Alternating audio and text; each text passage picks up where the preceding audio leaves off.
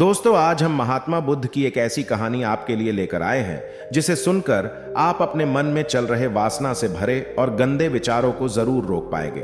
उससे पहले अगर आप भी भगवान बुद्ध के सच्चे भक्त हैं, उन्हें अपने दिल से मानते हैं, तो इस कहानी को पूरा सुने और कमेंट बॉक्स में नमो बुद्धाय जरूर लिखें। मनुष्य का मन बहुत ही चंचल होता है और इसलिए मन में कई तरह के विचार उत्पन्न होते हैं। क्षण भर में ही व्यक्ति का मन कई चीजों को सोचने लगता है।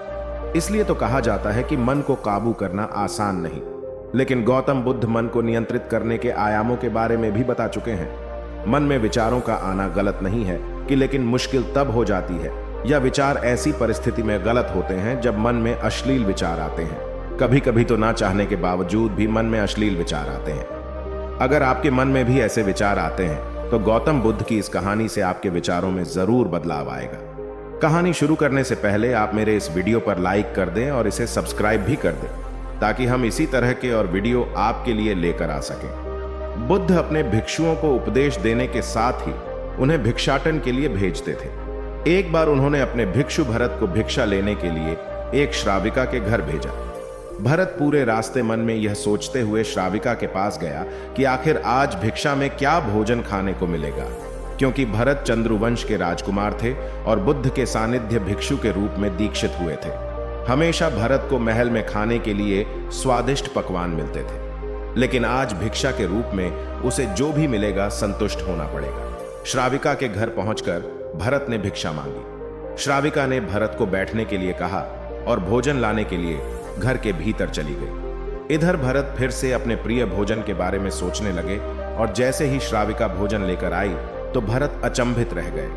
भरत ने देखा कि श्राविका ने उनके लिए उनके पसंदीदा पकवान परोसे हैं और अपने प्रिय भोजन को देखकर वह खुश हो गए। भोजन ग्रहण करते हुए भी भरत सोच रहे थे कि महल में तो उन्हें भोजन के बाद विश्राम करने की आदत है, लेकिन आज उन्हें भोजन के बाद वापस तेज धूप में चलकर आश्रम जाना होगा। लेकिन भोजन के बाद श्राविका ने भरत को कुछ समय के लिए विश्राम करने का आग्रह किया।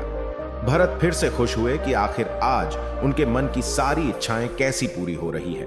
इसके बाद भरत कुछ देर विश्राम करने लगे, लेकिन विश्राम करते हुए भी लेटे लेटे वह सोचने लगे कि आज तो मुझे भोजन के बाद विश्राम करने को मिल गया, लेकिन ऐसा रोज रोज नहीं होगा। जब भरत विश्राम के बाद उठे तो श्राविका ने कहा कि आप जब तक चाहे यहां ठहर सकते हैं। भरत अब समझ गए कि यह कोई संयोग नहीं हो सकता।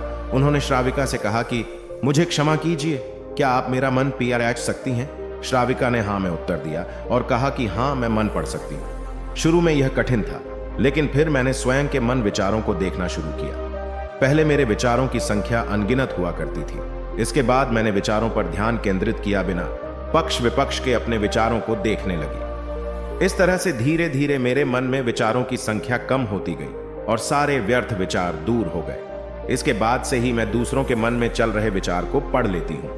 हालांकि श्राविका की बात सुनकर भरत घबरा गए। इसके बाद भरत ने श्राविका से आज्ञा ली और आश्रम के लिए निकल पड़े। रास्ते में भी भरत फिर से मन में आए विचारों का स्मरण करने लगे कि श्राविका के बारे में उसके मन में अश्लील विचार भी आए थे।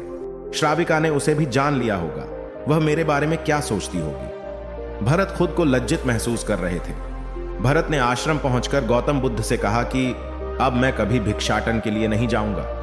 बुद्ध ने भरत को पास बुलाया और कहा कि क्या हुआ है, तुम मुझे सारी व्यथा बताओ। भरत ने सारी बातें बुद्ध को बताई। इसके बाद बुद्ध ने कहा कि अगले एक हफ्ते तक तुम भिक्षाटन के लिए उसी श्राविका के घर पर जाओगे, लेकिन तुम्हें इस बात का ध्यान रखना होगा कि कल भिक्षाटन के लिए जाते हुए तुम अपने चित्त को पूरे होश में रखना। तुम्हारे भीतर क्या विचार उठे उन पर ध्यान केंद्रित करना और यह भी ध्यान रखना कि तुम्हारे मन में कौन सी वासना उठ रही है। तुम कल इन सभी चीजों को ध्यान में रखकर जाना और इसके बाद मुझे वापस आकर बताना। अगले दिन भरत भिक्षाटन के लिए गए। बुद्ध के बताए अनुसार वह पूरे रास्ते अपने होश को जागृत रखते हुए चल रहे थे। जब श्राविका का घर आया तो भरत ने भिक्षा मांगी। उसके भीतर कोई वासना नहीं थी और ना ही कोई विचार उत्पन्न हो रहे थे, क्योंकि उसने अपने मन को पूरी तरह जागृत रखा था। भरत ने भिक्षा ली और आश्रम चला गया। भरत ने बुद्ध को प्रणाम किया और कहा कि आज उसे जिस आनंद की अनुभूति हुई वह पहले कभी नहीं हुई।